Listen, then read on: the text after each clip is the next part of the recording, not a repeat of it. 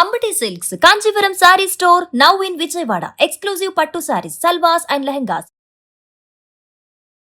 నమస్తే, welcome to Suman TV. నేను పద్మిని. ప్రస్తుతంతో పాటు ప్రముఖ ఆధ్యాత్మికవేత్త, వాస్తు జ్యోతిష పండితులు, లలిత ఉపాసకులు, వాస్తు జ్యోతిష శిక్షణ నిపుణులు బ్రహ్మశ్రీ నానాజీ పట్నాయక్ గారు మనతో పాటు ఉన్నారు. మాట్లాడదాం సార్. నమస్తే సార్. శ్రీమాత్రే నమః.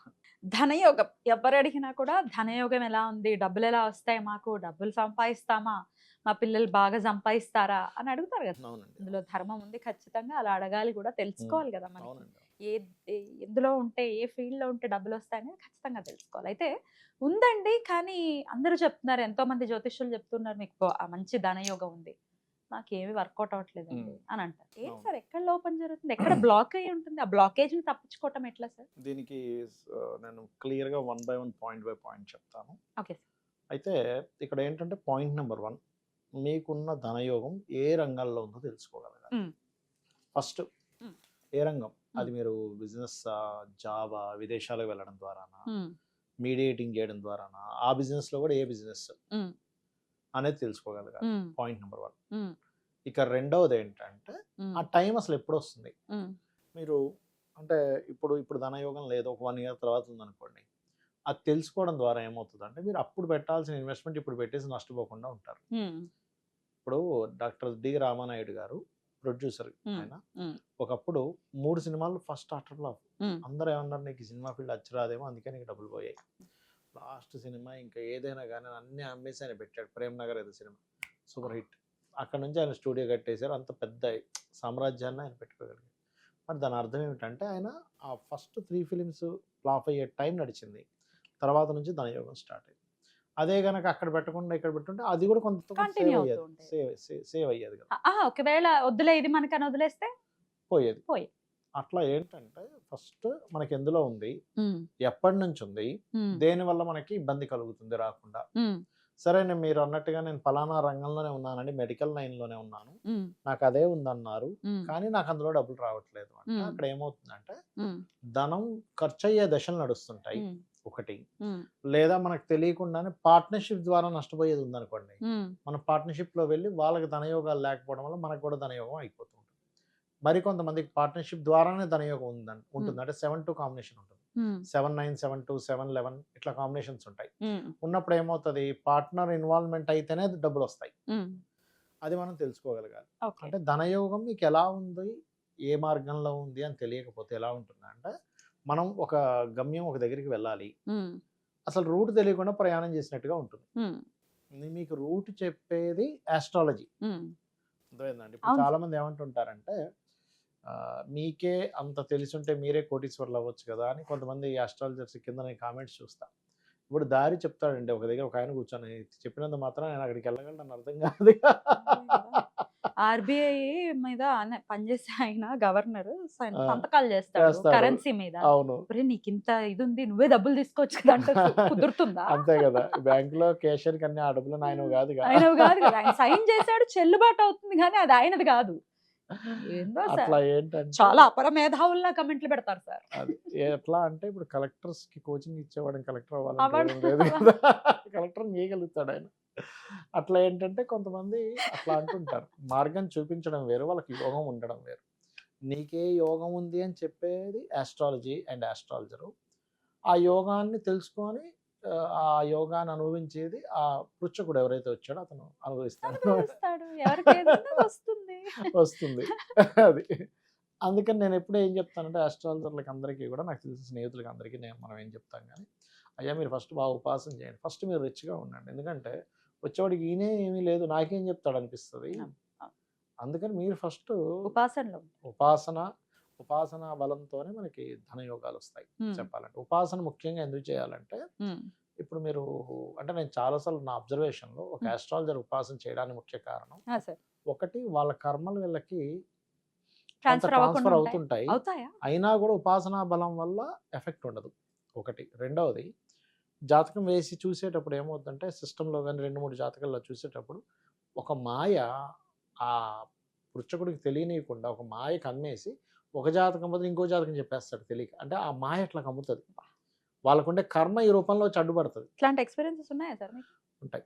పడ్డప్పటికి కూడా ఇది ఉపాసనా బలం వల్ల అమ్మవారు చెప్పిస్తుంటది. అక్కడ ఉన్నది పక్కన పెట్టేసి. అంటే నువ్వు ఇంకో జాతకం చూసి చెప్తున్నా ఆయనకి ఏం జరగాలి అదే చెప్పిస్తుంటది. తర్వాత చూసి ఇదేంటి ఇందులో ఉన్నది కరెక్టే ఈయనకి ఇదే చెప్పాలి కానీ ఇది చూసి ఇదే విషయం ఎలా చెప్పాను అనిపిస్తుంది. అవునా? నిజంగా ఇదేమిటి అసలు అమ్మాయి జాతకం చూసి చెప్పాల్సింది అబ్బాయి జాతకం చూసి చెప్పేశాను. కానీ అమ్మాయి జాతకంలో ఏదైతే చెప్పాలో అది అబ్బాయి జాతకం చూసి చెప్పాను. కానీ అది ఎలా వచ్చిందంటే అమ్మవారు చెప్పిస్తుంది. లలితమ్మ మహిమ. ఎందుకంటే చెప్పేది నేను కాదు అమ్మవారు చెప్పిస్తుందని పరిపూర్ణంగా నమ్మి ఉపాసన చేసినప్పుడు నీకు సంబంధం లేదు. ఆమె పలికిస్తుంటది నోటితో అంతే.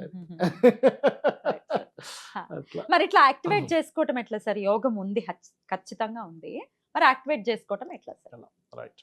ప్రతి జాతకానికి అంటే 12 లగ్నాలకి కూడా ఒక యోగం యాక్టివ్ అవ్వడానికి మనకి మహర్షులు కొన్ని సూత్రాలు చెప్పారు. ఇప్పుడు మేషం ఉందనుకోండి, మేష లగ్న జాతకులు వీళ్ళు ఈ ధనయోగాన్ని యాక్టివ్ చేసుకోవాలంటే బుధ శని గ్రహాల దగ్గర దీపారాధన చేయాలి.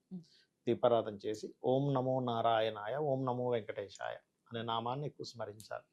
యోగం యాక్టివ్ అవుతుంది. మేషం వారి వృషభం వారు ఉన్నారనుకోండి, రాసులు కాదు లగ్నాలు చూసుకోవాలి మీరు. లగ్నాలు లగ్నం అంటే ఏంటి అని అంటే జ్యోతిష్ పండితుల దగ్గరికి వెళ్తే తెలుస్తుంది. అవునండి. లగ్నం తీసుకోండి.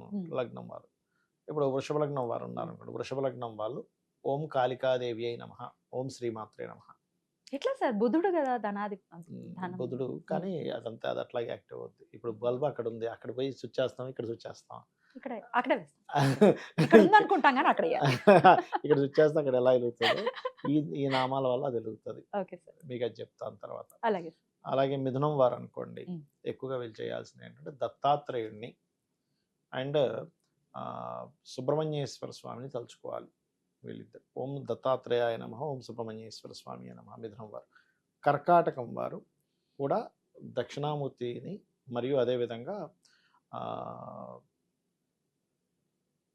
నరసింహస్వామిని ఎక్కువగా చేసుకుంటూ ఉండాలి. విష్ణువుని కూడా చేయొచ్చు. అంటే విష్ణువుని చేసుకోవడానికి ధనయోగానికి సంబంధం లేదు. విష్ణువుని చేసుకుంటే ఏంటంటే వీళ్ళలో ఒక రకమైన స్థిరత్వం వస్తుంది. లగ్నం బలపడుతుంది అంటే కేవలం లగ్నము విద్య బలపడుతుంది. విష్ణు సహస్రనామాల మిథున లగ్నం వారు కర్కాటకం వారు చేశారనుకోండి, ఉదాహరణకి కర్కాటకం వారు చేస్తే వాళ్ళకి ఏంటంటే కమ్యూనికేషన్ స్కిల్స్ పెరుగుతాయి, అనవసరం వేస్టేజ్ అనేది తగ్గుతుంది.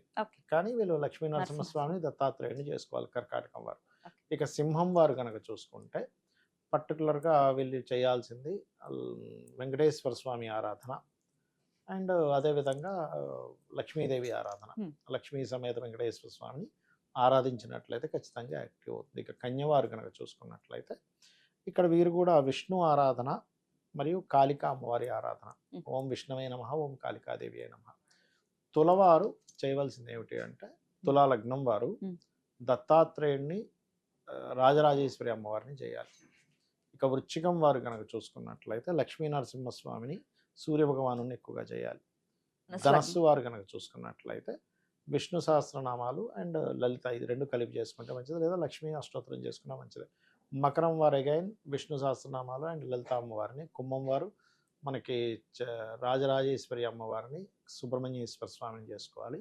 ఇక మీనం వారు ఏంటంటే ప్రధానంగా సూర్య నమస్కారాలు అండ్ దత్తాత్రేయుని చేసుకోవాలి. ఈ రెండు కలిపి చేసుకుంటే యాక్టివ్ అయిపోద్ది ఆటోమేటిక్. అద్భుతం సార్, అద్భుతం. ఈ ఆరాధన అంటే ఎవరి ఇష్ట దేవత ఉన్నప్పటికీ వీళ్ళ ప్రత్యేకంగా ప్రతిరోజు వీళ్ళని స్మరించుకోవటం వారి లగ్నాన్ని బట్టి. మరి మాకు అసలు లగ్నం తెలియదు, జాతకం తెలియదు అనే వాళ్ళ పరిస్థితి ఏంటి సార్?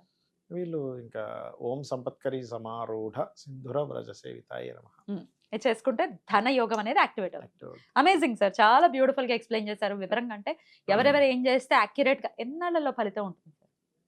అది ఒకటేనండి, వీళ్ళ పూర్వజన్మ కర్మ వీళ్ళకి ఎంత బలహీనంగా ఉంది, బలంగా ఉండే దాని మీద వస్తుంది. ఇప్పుడు కొంచెం బాడీ ఉన్న వ్యక్తి 6 నెలలు వెళ్ళగానే జిమ్కి వెళ్ళగానే బాడీ వస్తుంది.